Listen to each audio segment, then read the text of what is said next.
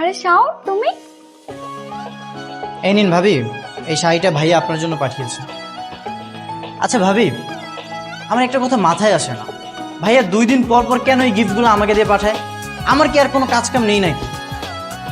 আমি আর আসতে পারবো না, আজকেই শেষ।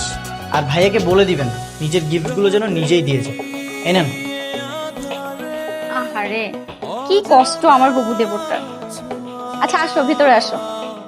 না না, আমার ভিতরে ভিতরে যাওয়ার এত সময় নেই, আমি চলে যাব, আমার অনেক কাজ আছে। বাবা, এত ব্যস্ত?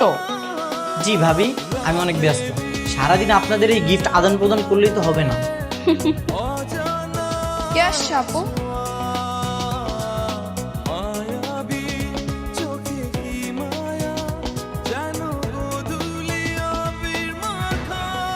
আরে ওই নয়নের ছোট ভাই আসছে। ও হাই। হাই। আচ্ছা শাওন, তাহলে তুমি যাও, সাবধানে যেও। হ্যাঁ, চলে যাবো ভাবি? তাহলে তুমি নিজেই তো দেরি করতে চাচ্ছ না। না মানে বলছিলাম কি ভাবি, চলেই যখন আসছি, বাসার সামনে থেকে চলে যাওয়াটা কেমন দেখায় না? আমি বরং ভিতরে আসি। আচ্ছা আসো তাহলে।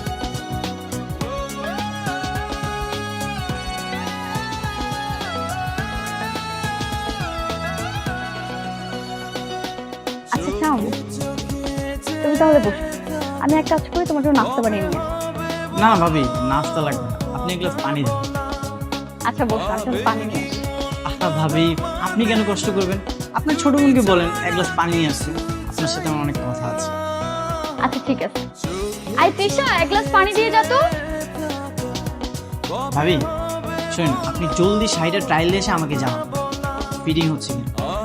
যদি ফিটিং না হয় তাহলে তো আবার এক্সচেঞ্জ করতে হবে, তাই না? আরে শাড়ির আবার কিসের ফিটিং, বোকা ছেলে। না মানে ভাবি, আপনি যান ট্রায়াল দিয়ে আসুন, আমি দেখতাম আপনাকে কেমন লাগে, ভালো লাগে কিনা খারাপ লাগে। যদি খারাপ লাগে তাহলে তো আবার এক্সচেঞ্জ করতে হবে, তাই না? এর থেকে ভালো আপনি ট্রায়াল দিয়ে আসুন। ঠিক বলেছো, ঠিক আছে, আমি ট্রায়াল দিয়ে আসি, তুমি বসো।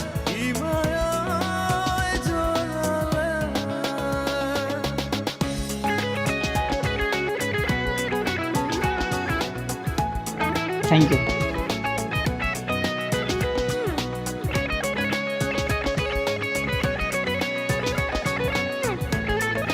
মাশাআল্লাহ, তুমি তাহলে ভাবির ছোট বোন, মানে ভাইয়ার হবুশালী? তো না মানে তোমাকে আজ আমি প্রথম দেখলাম। ভাইয়ের কাছে অনেক শুনেছিলাম ভাইয়ের একটা হবু শালিকা আছে, কিন্তু শালিকা যে এত সুন্দর এটা তো কখনো কল্পনা করিনি। তোমার নাম কি টেলিফোন? মানে না মানে তোমাকে দেখার পর থেকেই আমার হৃদয় শুধু রিং বেজেই যাচ্ছে। ফ্লার্টিং এখন না সব 5 লাইন চলে না। আর তোমার ভাইয়ের সাথে তো আমার আপুর বিয়েই হয়নি, তার আগেই লাইন মারছো। আগে বিয়েটা হোক, তোমার বেআইন হই, তারপর মেরো। বিয়েটা হয়ে যাবে কনফার্ম সব। আচ্ছা দেখা যাবে। এই শোনো, তৃষা নামের অর্থ জানো? না কেন? হৃদয় হরণকারী নারী।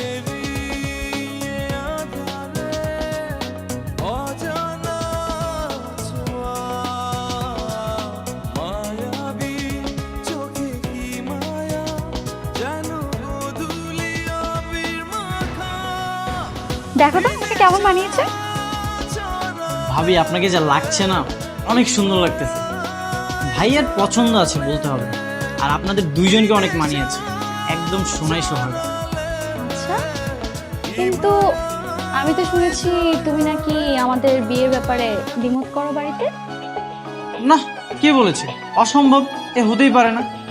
যদিও আমি 2G গতিতে রাজি ছিলাম, এখন থেকে আমি 5G গতিতে রাজি। তাই নাকি? জি ভাই। ভাবি তাহলে আজ আমি যাই। আচ্ছা ঠিক আছে, আবার এসো কিন্তু।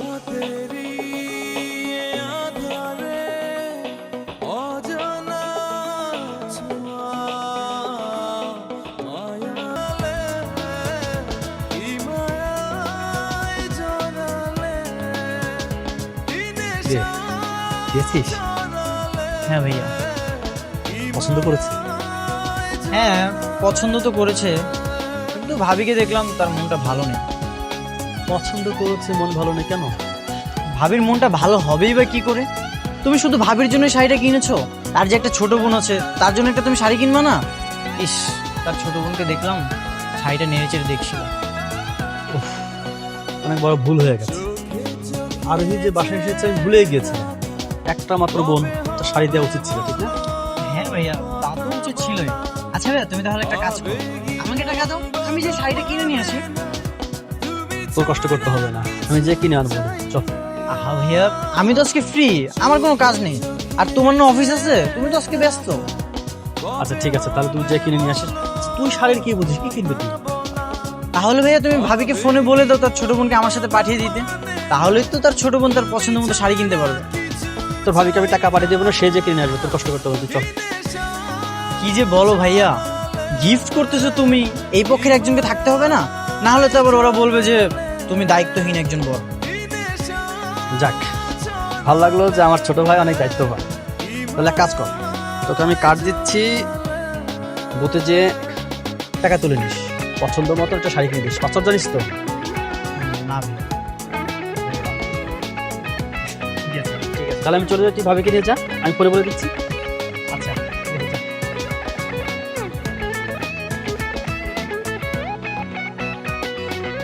শাওন, শাড়ি কিনা তো শেষ, চল এবার বাসে যাই। ভাবি, একটা শাড়ি কিনলে হবে? আপনার আদরে একটা মাত্র ছোট বোন, আরো 4-5 দোকান দেখি। না না না, তুমি এমনি অনেক কষ্ট করেছো, সবগুলো সব নিয়ে ঘুরেছো, এখন যাই, চল। তাতে কি হয়েছে? আমার তো কোনো সমস্যা নেই, আমি একদম ফ্রি আছি। আচ্ছা, তুমি একটু দাঁড়াও, তোমাদের ভাইয়া ফোন দিচ্ছে। হ্যাঁ, হ্যালো।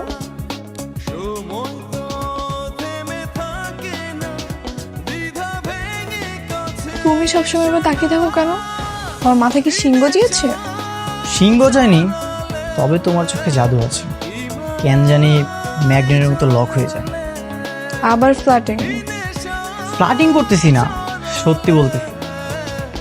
বুঝতে পেরেছি। রিশা, পৃথিবীর সবচেয়ে সুন্দর জিনিস দেখতে চাও? কি? তাহলে আমার চোখে লাগাও, অ্যান্সারটা পেয়ে যাবে। আরে এই তো ঘুরে ঘুরে ড্রেস দেখছি, আমার ভাইটা যা ভালো না, সবগুলো সব ঘুরে ঘুরে ড্রেস দেখছি, অনেক দায়িত্ববান। কি বলো, ও দায়িত্ববান? বুঝতে পারতেছে না ইদানিং ও এমন করছে কেন?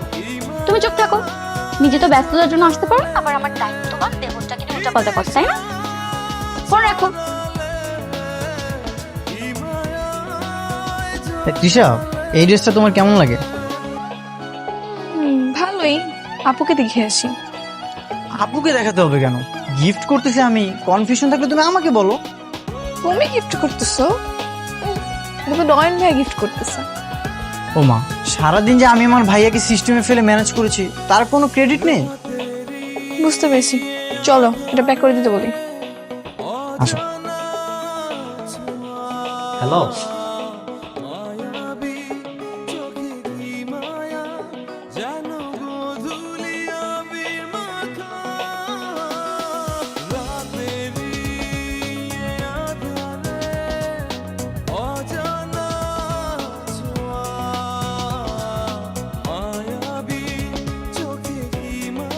হ্যালো, কে বলছেন? আপনার হবু বেআইন সাহেব বলছি। চিনতে পেরেছো? কিন্তু কিভাবে চিনলে তুমি আমাকে? আজকে যে চুরি চুরি করে দোকান থেকে আমার নাম্বারটা নিলে, আমি তখনই বুঝতে পারছি আজকে আপনার কল আসবে। আচ্ছা, তোমার পাশে কি তোমার আপু আছে? না, আপু বারান্দাতে কথা বলতেছে। তো আজকে গিফটটা তোমার কেমন লেগেছে? পছন্দ হয়েছে? এটা তোমাকে কেন বলবো? এটা দিয়েছো দুলাভাই, তাই দুলাভাই জিজ্ঞেস করে তাকেই বলবো।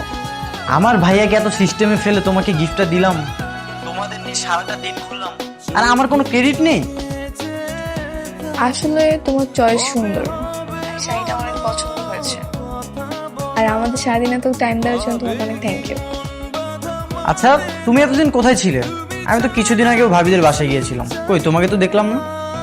আমি তো ময়মনসিংহ ক্যাডেট কলেজে পড়াশোনা করি, বাসায় একটা আসা হয় না, ছুটিতে আসি। তাই হয়তো তোমার সাথে দেখা হয়নি।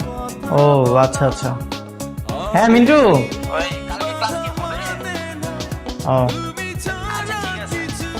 হ্যাঁ, আমি এখনই ঘুমায় যাব। ঠিক আছে। কিরে ঘুমাবি না কার সাথে কথা বলিস রাতে রাতে? ওই ভাইয়া মিন্টু ফোন দিয়েছিল নোটসগুলো নেওয়ার জন্য। এত রাতে কে বল ঘুমাবো?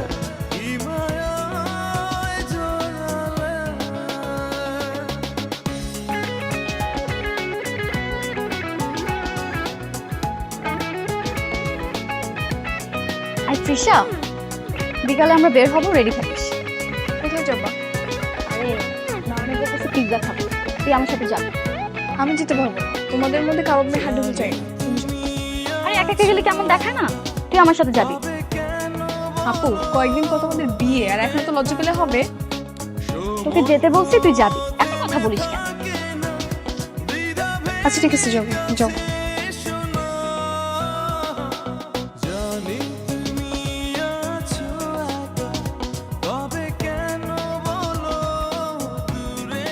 আজকে বিকেলে আমি কাবাব মেয়ে হাড্ডি খাচ্ছি, বুঝছো?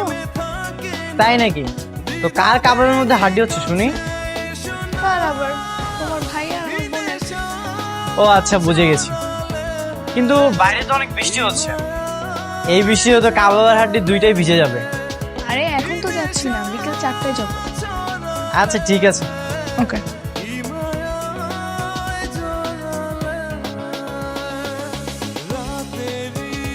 নিশা, তোমার মন খারাপ নাকি? কি হয়েছে? না দুলা ভাই, তেমন কিছুই না। ওকে,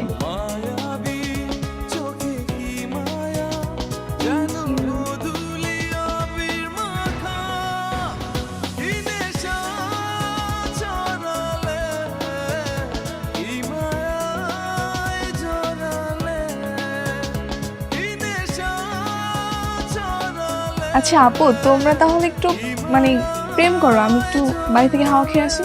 বাইরে একা একা কি করবে? এখানেই বসো আমাদের সাথে। দুলা ভাই একটু প্রেম টেম করেন, দুজন রোমান্টিক কথা বলেন। আপনাদের মাঝখানে আমি কাবাবের হাড্ডি হয়ে কি করবো বলেন? আমি একটু বাড়ি থেকে হেঁটে আসি। আচ্ছা ঠিক আছে, তুই তাহলে বেশি দূরে যাইস না, আশেপাশেই থাকবি কিন্তু। আশেপাশেই থাকবো।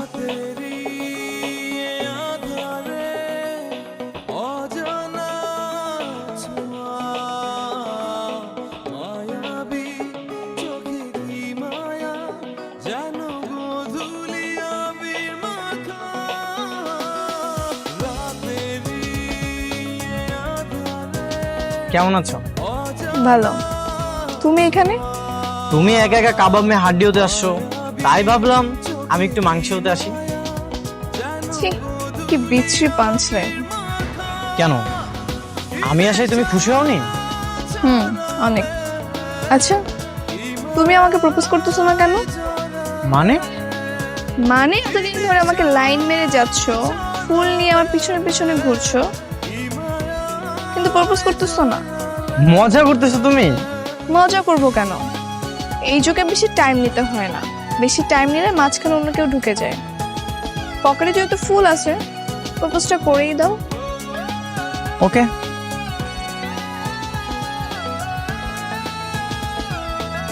I love you. থ্যাঙ্কস। শুধু থ্যাংক ইউ? আমি কিন্তু আমার অ্যান্সারটা পাইনি।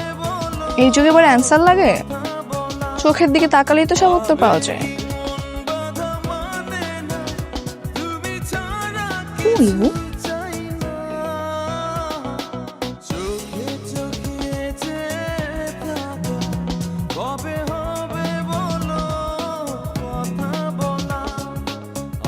হ্যালো, কি আপু এত ফোন দিচ্ছ কেন? কই তুই? তো আয় ভেতরে। কি বলো? এখন তো প্রেম করা শেষ হয়ে